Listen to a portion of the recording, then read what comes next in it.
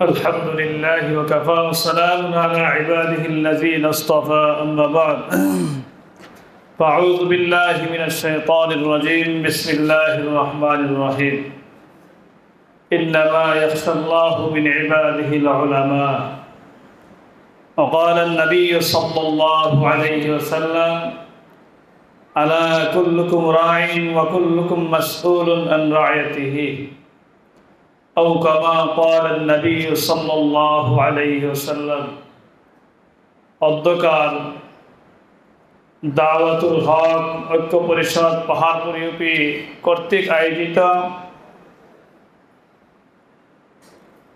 এই পুনর্মিলনী অনুষ্ঠান ও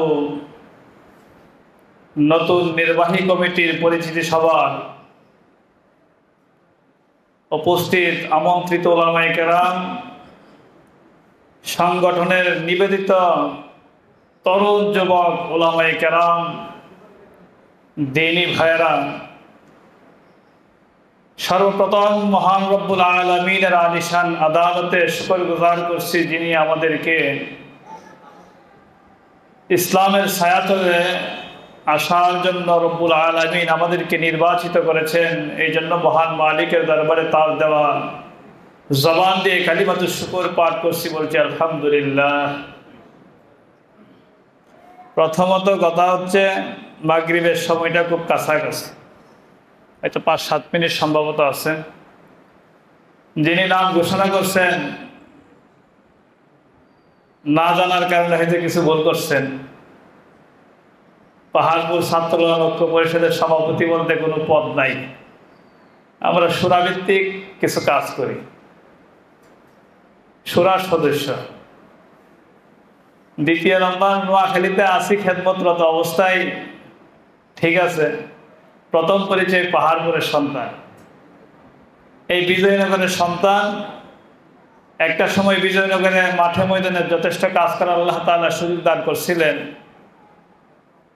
যারা মনে আছে বিজয়নগর ছাত্র ঐক্য পরিষদের কথা, 2010, 11, 12, 13, 14, 15, 16, 17 সালে পর্যন্ত আমরা কাজ করছি।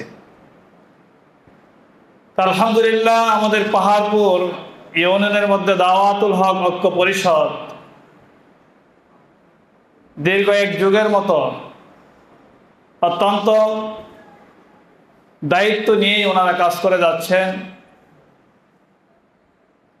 দাওয়াতুল হক নামটা একটা বৈচিত্র্যময়। দাওয়াতুল হক নামটা যেমন বৈচিত্র্যময়, তার কাজটাও বৈচিত্র্যময় হওয়া দরকার। রব্বুল আলামিন কোরআনে কারীমে বলেন, ইন্নামা ইয়াখশাল্লাহু মিন ইবাদিহিল উলামা। এই জমিনে আল্লাহ তাআলাকে প্রকৃতপক্ষে যারা ভয় করে তারা হচ্ছে উলামায়ে কেরাম। রব্বুল আলামিন এই কথা অন্য কারো শানে বলে নাই, রব্বুল আলামিন এই কথা উলামায়ে কেরামের শানে বলছেন। রব জানেন কে কতটুকু আল্লাহ তাআলাকে ভয় করেন। আল্লাহ তাআলাকে উলামায়ে কেরাম সবচেয়ে বেশি ভয় করেন। এই ভয় যদি দিলে ধারণ করে উলামায়ে কেরাম আল্লাহর জমিনে মানুষের ধারে ধারে প্রতিটি মানুষের কাছে দ্বীনের পয়গাম নিয়ে যায়,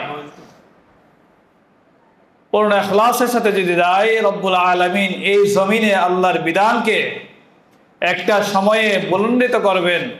এলায়ে কালিমাতুল্লাহকে আল্লাহ তাআলা এই জমিনে প্রতিষ্ঠিত করবেন। তো এই জন্য দাওয়াতুল হক ঐক্য পরিষদের যুবক, তরুণ, ছাত্র ভাইদের প্রতি আবেদন নিবেদন থাকবে। আল্লাহর হাবিব সাল্লাল্লাহু আলাইহি সাল্লাম বলছেন, আলা কুল্লুকুম রাঈন ওয়া কুল্লুকুম মাসউলুন আন রা'য়াতিহি। এই জমিনে রব্বুল আলামিন কোরআনের ধারক আর বাহককে কিছু দায়িত্ব দিয়ে পাঠাইছেন। যারা কোরআনে কারীমের ধারক হবে, আল্লাহ তাআলা তাদেরকে শুধুমাত্র নিজের দায়িত্ব দিয়ে পাঠান নাই। যদি আল্লাহ তাআলা শুধুমাত্র তাদেরকে নিজের দায়িত্ব দিয়ে পাঠাতেন, প্যারে নবী বিশ্ব নবী সাল্লাল্লাহু আলাইহি সাল্লাম শুধুমাত্র নিজের কাজ করেই দুনিয়া থেকে চলে যেতেন।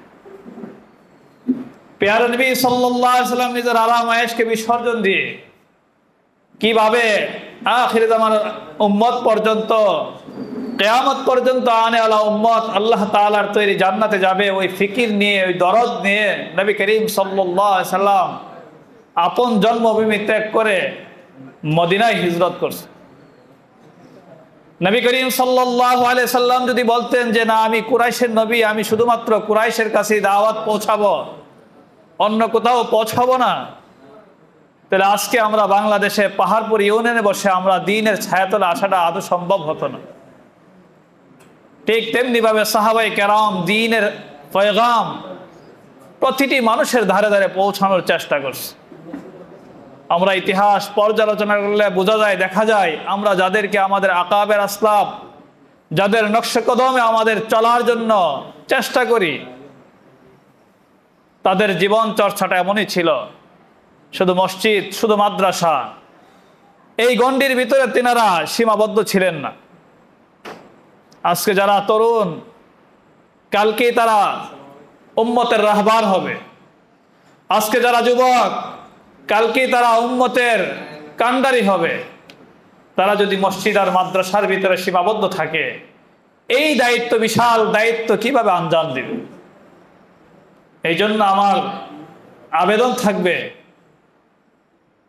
দাওয়াতুল হক ঐক্য পরিষদের মাধ্যমে ভিন্ন ধর্মী একটি অনুষ্ঠান করে, সেমিনার করে, কিভাবে একটা কর্মঠ, সকল দিক নিয়ে সচেতন একটা তরুণ ওলামায়ে কেরামের দল গঠন করা যায়, যারা শুধু মসজিদের মিম্বর আর মাদ্রাসার দরজগাহ নিয়ে সীমাবদ্ধ থাকবে না, তারা সমাজের প্রতিটি সেক্টরে দ্বীন ইসলামের পয়গাম পৌঁছে দেওয়ার জন্য